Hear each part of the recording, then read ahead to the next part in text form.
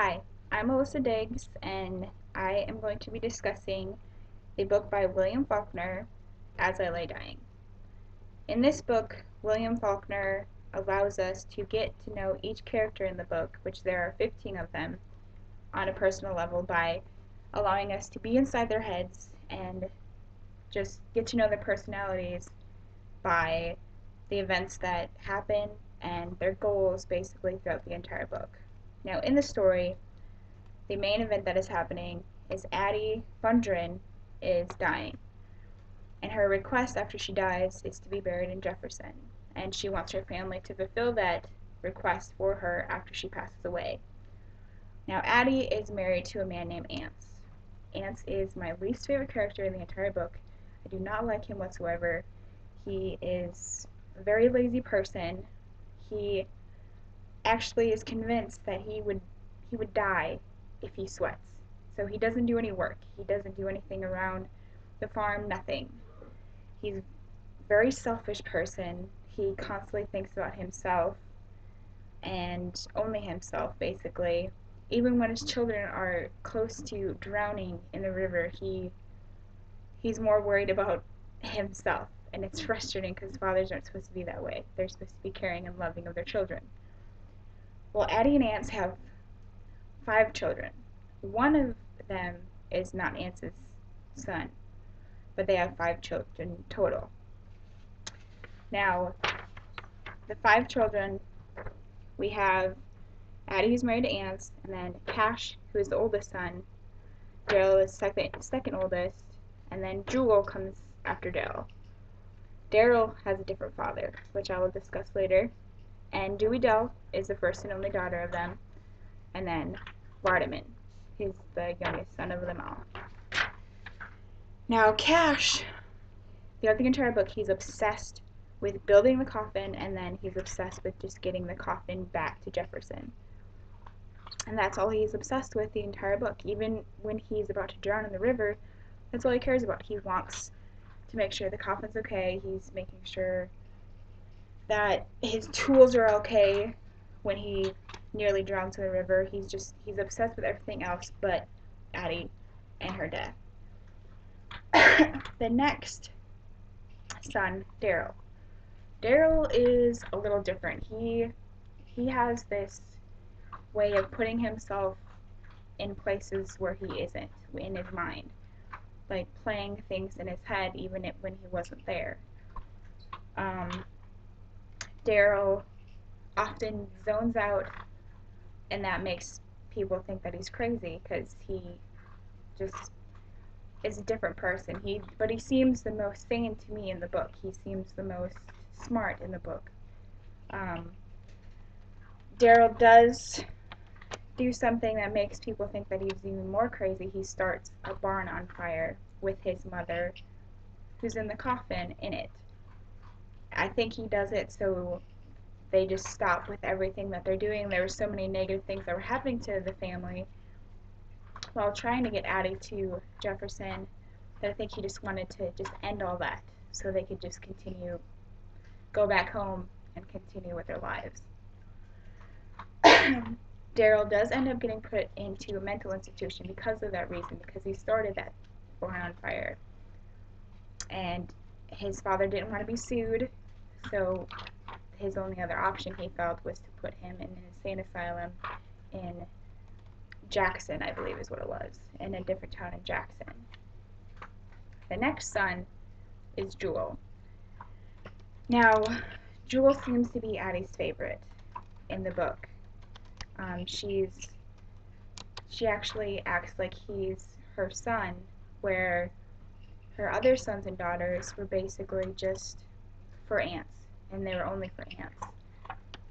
Now, Jewel seems like a very conceited, stuck-up person who doesn't care about his mother, when actually he's the one that seems to care about his mother more, because he goes into the burning barn to save her coffin and to save her and get her out, even though she's already dead.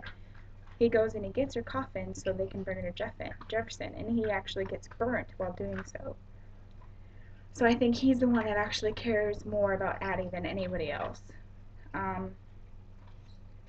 Dewey Dell, she is the daughter of Addie and Anse, and her main goal in going to Jefferson is so she can get an abortion. She believes that there's a pill that can stop the baby from being in her belly, just kill it basically, and that's her whole reason to get to Jefferson. She doesn't seem to really care that the whole reason why they're going to Jefferson was for Addie, to bury Addie. Dewey Dell runs into two different people um, about this abortion pill. The first person she runs into is at a pharmacist in Matson. And in Matson, this gentleman named Mosley doesn't want to give her any type of pill. He tells her to tell her father about who the father is of the baby and to just deal with it, have this person marry her.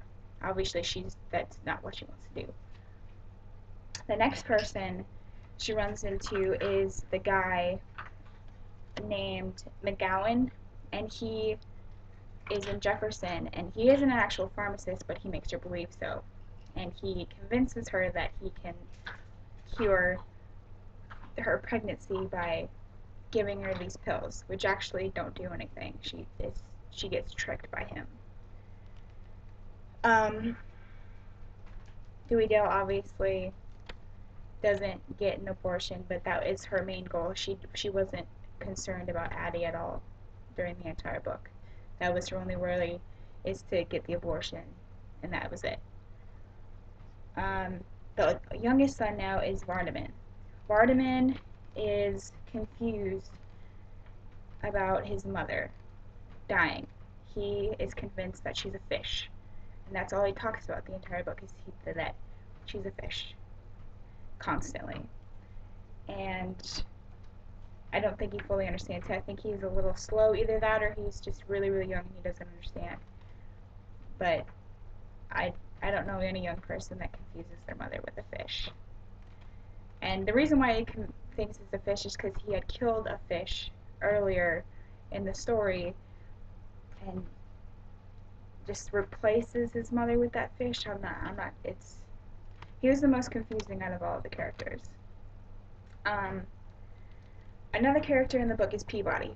Peabody is a town doctor. He's the one that everybody goes to for when Cash breaks his leg. He goes to see him, and also Anse calls Peabody when Addie is dying, even though she's close to dying anyways.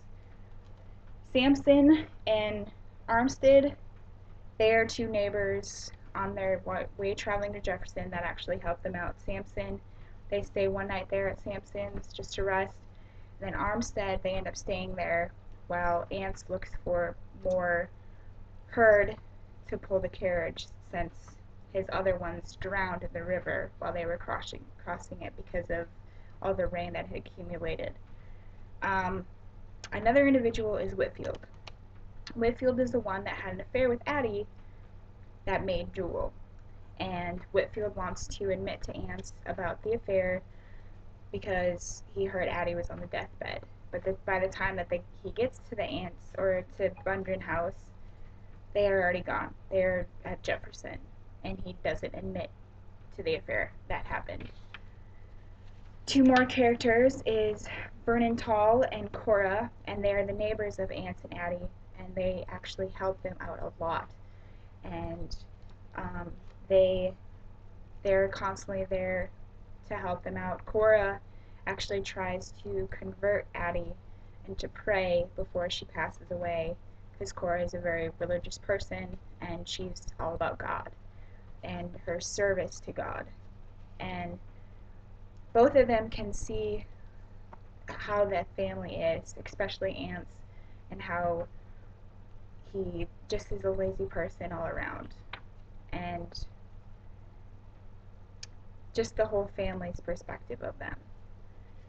Now, in this book, Faulkner allowing us to see these viewpoints actually was very helpful, because if we were to only see this from one perspective, Like if, say, only Daryl's perspective throughout the entire book, we wouldn't have been able to know that Cash, you know, was only obsessed with the coffin and his tools and everything, and that Jewel actually really did care for his mother, and Dewey Dell had a completely different view, like goal of going to Jefferson.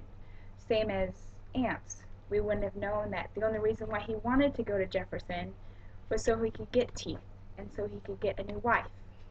We wouldn't have been able to know that without different viewpoints and being in those people's heads, which it was very, very helpful in helping understand the bigger picture of it all. And the most caring individual of them all was Jewel. The one that I think cared least about the entire family was Ants. And I'm glad I was able to see those different viewpoints and be in their heads and understand this.